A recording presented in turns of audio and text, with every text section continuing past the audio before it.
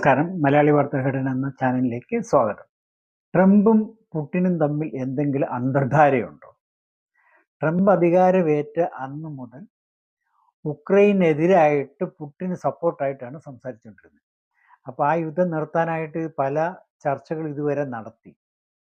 അപ്പോൾ ഇവർ തമ്മിലുള്ള അണ്ടർസ്റ്റാൻഡിങ് എന്താണെന്ന് വെച്ചാൽ, ഉക്രൈൻ താൻ ആവശ്യപ്പെടുന്നതൊക്കെ അത്രയും സ്ഥലം താൻ പിടിച്ചെടുത്തു. അതായത് തൻ്റെ അധീനതയിലുള്ള തനിക്ക് നേടാൻ പറ്റുന്ന താൻ എടുക്കുക, എനിക്ക് പറ്റുന്നത് ഞാനും എടുക്കും. അപ്പോൾ വെനിസ്വേലയെ ആക്രമിക്കാനും അവിടെ അധികാരം മാറ്റം കൈവരിക്കാനും ഒക്കെ ട്രംപ് പണ്ടേ നിശ്ചയിച്ചതാണ്. അപ്പം അതിനിടയിൽ ഇടങ്കോലിടാനായിട്ട് റഷ്യ വരരുത്.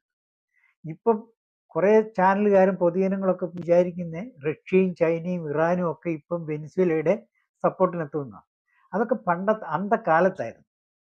ഇന്നിപ്പം സ്വന്തം ജനങ്ങളുടെ ജീവൻ കളഞ്ഞ് ആരെയും സപ്പോർട്ട് ചെയ്യുന്നില്ല. യൂറോപ്പിൻ്റെ ഹൃദയഭാഗത്തുള്ള യുക്രൈനെ ആക്രമിച്ചിട്ട് ഇപ്പോൾ 3 കൊല്ലമായി. ഏതെങ്കിലും യൂറോപ്യൻ രാജ്യങ്ങൾ സൈന്യമായിട്ട് ഇടപെട്ടോ? ആയുധങ്ങൾ എല്ലാവരും കൊടുക്കും. ആർക്കും അത് അവരുടെ കൊടുക്കുന്ന രാജ്യത്തിന് അതിൻ്റെ നേട്ടം, വാങ്ങിക്കുന്നവരെക്കാളും കൂടുതൽ. സ്വന്തം മക്കളുടെ ജീവൻ രക്ഷിക്കാൻ, സ്വന്തം ജീവൻ കളഞ്ഞ് മക്കളുടെ ജീവൻ രക്ഷിക്കാനോ കാരണവന്മാരുടെ ജീവൻ രക്ഷിക്കാനോ ആരും മെനക്കെടാറില്ല. നമ്മൾ കോവിഡിൻ്റെ കാലത്ത് കണ്ടതല്ലേ, വിദേശത്ത് നിന്ന് വന്ന പല വിദ്യാർത്ഥികളെയും അവരുടെ മാതാപിതാക്കൾ അവരെ വീട്ടിൽ ഒറ്റയ്ക്കാക്കിയിട്ട് പോയി.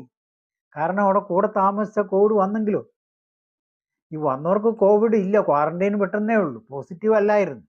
എന്നിട്ട് പോലും അതിന് എത്രയോ പിള്ളേരെ കുട്ടികളൊന്ന് ആത്മഹത്യ ചെയ്ത് ഒറ്റയ്ക്ക് താമസിച്ച ആ ഡിപ്രഷൻ കൊണ്ട്. അപ്പം മനുഷ്യൻ എന്ന് പറയുന്നത് അത്രേ ഉള്ളൂ. സ്വന്തം ജീവൻ കളഞ്ഞിട്ട് ആരും രക്ഷിക്കാൻ പോകത്തില്ല. ഇപ്പം ഏത് രാജ്യങ്ങൾ ആരെ ആക്രമിച്ചാലും ആരും ഇടപെടത്തില്ല.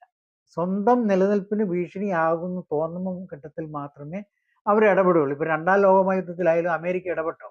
അമേരിക്കയിൽ ജപ്പാൻ ബോംബാക്രമണം നടത്തിക്കഴിഞ്ഞാണ് അവർ ഇടപെട്ടത്. അതായത് അവർക്ക് ഭീഷണി വന്നു, അവരുടെ ജീവന് ഭീഷണി വന്നു.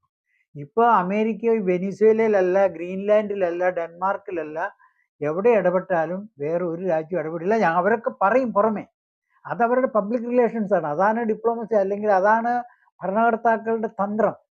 അവർ ഒന്ന് പറയും, മറ്റൊന്ന് പ്രവർത്തിക്കുന്നത് പറയത്തുമില്ല. ഇതാണ് അവരുടെ തന്ത്രം. അതുകൊണ്ട് ചൈനയും റഷ്യയും ഇറാനല്ല ആരും വെനിസ്വേലയുടെ രക്ഷയ്ക്ക് എത്തത്തില്ല.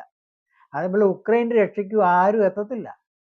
ഇത് പുറമേ ഉള്ള ഈ സംഭാഷണം മാത്രമേ ഉള്ളൂ. അതുകൊണ്ട് ഇപ്പോൾ ഇറാനും റഷ്യയും ചൈനയും കൂടി ട്രംപിനെ കാസ്ട്രേറ്റ് ചെയ്യുമെന്ന് പറയുന്നതിൽ ഒരു കാര്യവുമില്ല. Nothing will happen.